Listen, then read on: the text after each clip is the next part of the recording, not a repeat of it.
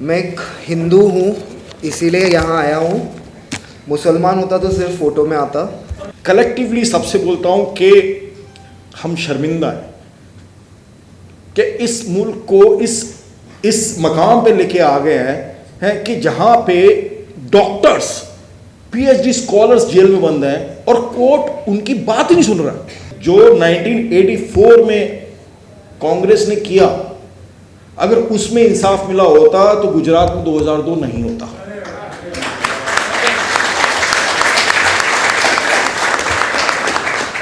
और कुछ भी भाषा, और ये प्रोजेक्ट जो है ना, ये मतलब ये हिंदुस्तान को डिवाइड करने का जो प्रोजेक्ट है, ये को अभी थोड़ी आया 2014 में।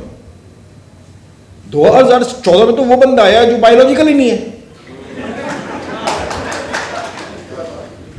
वो बायोलॉजिकल नहीं है लेकिन वो डायबोलिकल जरूर है। Sorry, national media, thank you. नहीं, मुझे करेक्ट कीजिए अगर मैं कुछ बोल रहा हूँ। मैंने सबके नाम नहीं पढ़े, पर हाँ, दिख तो नहीं रहे। सबसे जहरीले वाले तो शायद नहीं आया आज। आई थिंक वो सब बैठे हैं अभी लश्कर नोएडा में,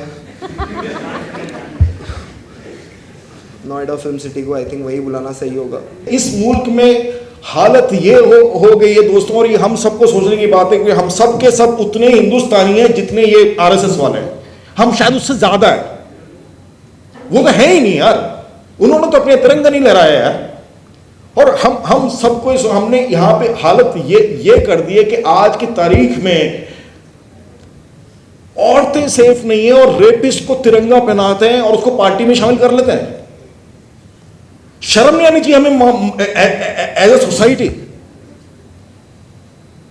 जो खुले में कोई बोल रहा है देश की गद्दारों को गोली मारो, सालों को, अबे गद्दार तो तुम हो। इनको शर्म नहीं आती और फिर उसके बाद डिनाई करता मैंने ऐसा बोला ही नहीं है। एक वो कपिल मिश्रा, उसकी बयान उसको सुन के जो है, मतलब इतना जहर कहां से आता है? ये एक बीजेपी जो है ना, एक साइकोलॉजिकल डिसऑर्डर है। जो बीजेपी भक्त है, इसका जो डायबोलिकल इसका भक्त है, उनको सबको साइकोलॉजिकल डिसऑर्डर है, और वो डिसऑर्डर है नफरत का, बिना किसी रीजन के। और अगर हम जितने लोग यहां पे बैठे हैं, अगर इस मुल्क से प्यार करते हैं, अगर इसको एक मॉडर्न कंट्री बनाना चाहते हैं, तो और जो बच्चे आ रहे हैं यहां पे इस कंट्री में पैदा होंगे, उनके लिए हमें क्या मुल्क छोड़ के जाना है, हमें ये बात सोचनी है। और हम नहीं चाहते कि आइंदा कोई भी किसी भी बच्चे की तस्वीर जो पढ़ लिखे यहां लगे। ये तस्वीरों को आप जरा गौर से देखें। ये एक्चुअली इस मुल्क के इंटेलेक्चुअल्स हैं।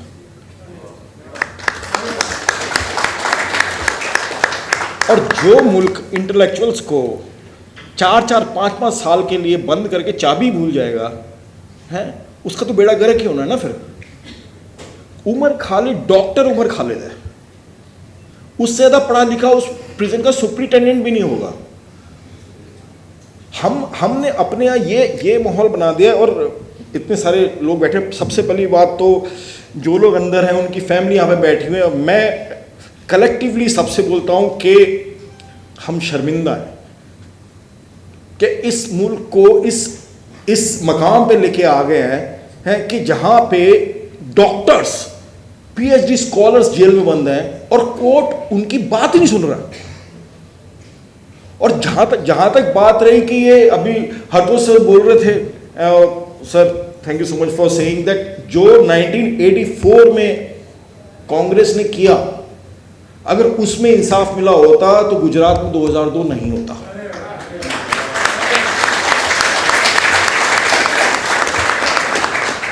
और कुछ भी भाषा, और ये प्रोजेक्ट जो है ना, ये मतलब ये हिंदुस्तान को डिवाइड करने का जो प्रोजेक्ट है, ये को अभी थोड़ी आया 2014 में। 2014 में तो वो बंदा आया जो बायोलॉजिकल ही नहीं है। वो बायोलॉजिकल नहीं है लेकिन वो डायबोलिकल जरूर है।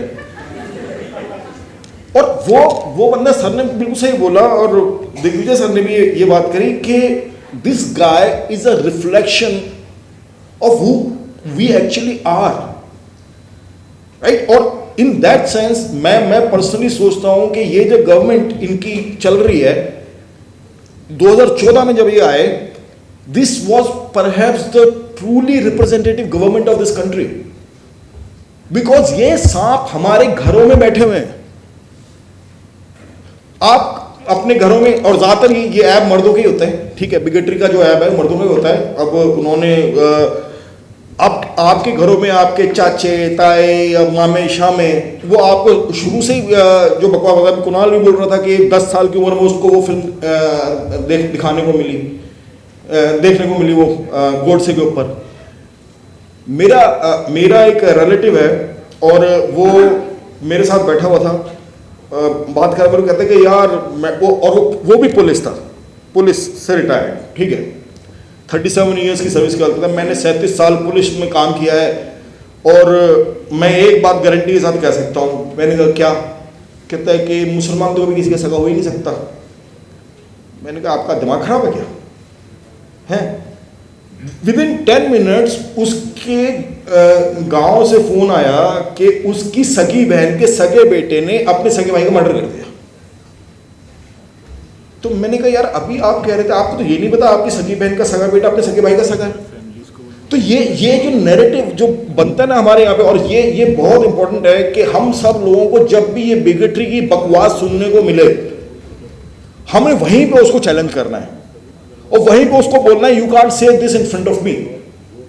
अब जो हमारी फैमिलीज में, चाहे हम बाप हो या कोई भी हो हैं, उनकी रिस्पेक्ट के चक्कर में उनकी बकवास सुनते रहते हैं। इन लोगों ने बोला, इन लोगों ने सिर्फ घर में नहीं बोला, बाहर भी बोला।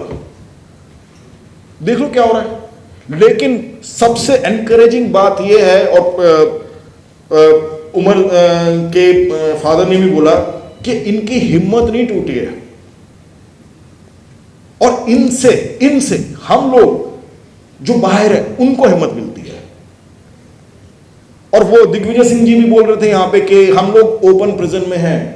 बिल्कुल सच बात है। हर रोज हमको ये सोचना पड़ता है कि यार ये ट्वीट करूं तो कुछ होगा तो नहीं, ये बोल दूं तो कोई कुछ होगा नहीं। भी कुणाल बोल रहा है कि धमकी आ जाती है, ऑडिटोरियम जला देंगे, और जो ये धमकी दे रहा है ना उसके पास कसम से माचिस होगी भी नहीं,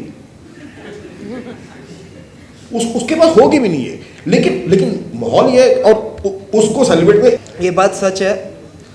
और आई थिंक 2016 में मुझे समझ में आया था, जब मैंने कॉमेडी कर रहा था 2-3 साल में, तब मैंने देखा कि ये जो हो रहा है इंडिया में कि कोई मतलब प्राइवेट कॉलेजेस में जो डोनेशन दे के बच्चे जाते हैं और उनके माँ बाप जेएनयू के छात्र को एंटी नेशनल बनाने लग जाए, तब सबको बोलने की ज़रूरत है। और तब मेरा था एक जोक था उमर और जो उसके साथी थे जेएनयू कांड में, जैसे अनिर्बान हो गया, कन्हैया हो गया, कि इनका कैंटीन में उधारी है, ये तुम्हारा क्या ले लेंगे। और आज भी मेरा इंडियन पुलिसिंग पे एक बहुत बड़ा सवाल है कि आप कभी पुलिसिंग कभी करोगे सर? आप तो अभी तक क्राइम रिपोर्ट कर रहे हो, अगर कॉन्स्पिरेसी हुई तो तब आप कहाँ थे? कोई भी देश पुलिसिंग के लिए जाना जाता है, और ये शर्मनाक है कि इंडिया के देश में एक 12th fail type picture hit हो जाती है, जहाँ पे ज़िंदगी का कॉन्ट्रडिक्शन शुरू होता है कि आदमी पुलिस सर्विस में क्या करे, वहाँ पे हम सिर्फ उसका ही गुणगान गाते हैं कि अरे ये पुलिस बन चुके हैं।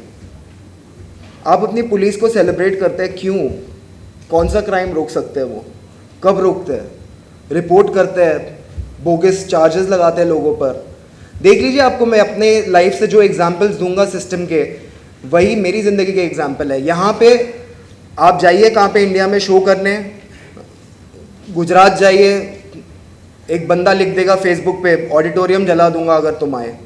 ऑडिटोरियम वाला आपको फ़ोन करेगा, बोलेगा नहीं आओ। उसके बाद पुलिस वाला आपको फ़ोन करेगा, मत आओ। उस आदमी को कोई फ़ोन नहीं कर रहा। यही सेम चीज़ इंडिया के बाहर होती है। एक बार लिख देना, ये इनके जो न्यू जर्सी में बैठे हैं ढोकला माफिया, हम जाते रहते हैं अमेरिका भी, वहाँ पे भी ऑडिटोरियम होते हैं, वहाँ पे भी हम आरएसएस को गाली देते हैं। तो वहाँ पे ये क्यों नहीं लिखते ऑडिटोरियम जला देंगे?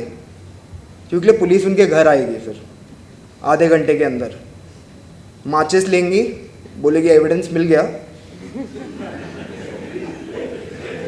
अब बैठो अंदर 2-3 साल, सोचना क्यों बोला ये पुलिसिंग होती है।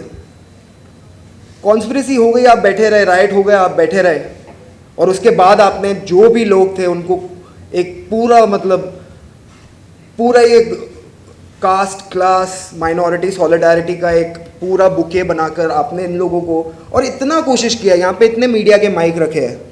उमर खालिद को पहली बार एंटी नेशनल बुलाने वाले मीडिया थे शायद, कश्मीर पहुंचा दिया था उनको, sorry national media, thank you. नहीं मुझे करेक्ट कीजिए अगर मैं कुछ बोल रहा हूँ, मैंने सबके नाम नहीं पढ़े, पर हाँ दिख तो नहीं रहे, सबसे जहरीले वाले तो शायद नहीं आया आज। आई थिंक वो सब बैठे हैं अभी लश्कर नोएडा में, नोएडा फिल्म सिटी को, आई थिंक वही बुलाना सही होगा। और आई थिंक जो एक बात है कम्युनिकेशन की ना, हमें उस पर अभी एक एक्टिव स्टेप लेके, जो भी जहाँ पे आपको मिस इन्फॉर्मेशन दिखे किसी माइनॉरिटी के बारे में, किसी धर्म के बारे में, प्लीज़ उसे करेक्ट करना चालू कीजिए। जो लोगों ने आज बातें बोली है वो कुछ आज से नहीं हो रही है, वो शायद मैं जब 10 साल का था तभी से हो रही थी।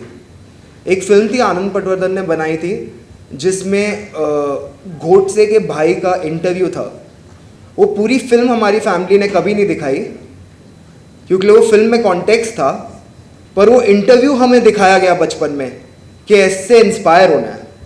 तो आप जो इंड्रोक्टिनेशन की बात करते हैं वो सब जगह हो रही है, और मेजॉरिटी में जब होती है तब लोग भुगतते हैं ऐसे।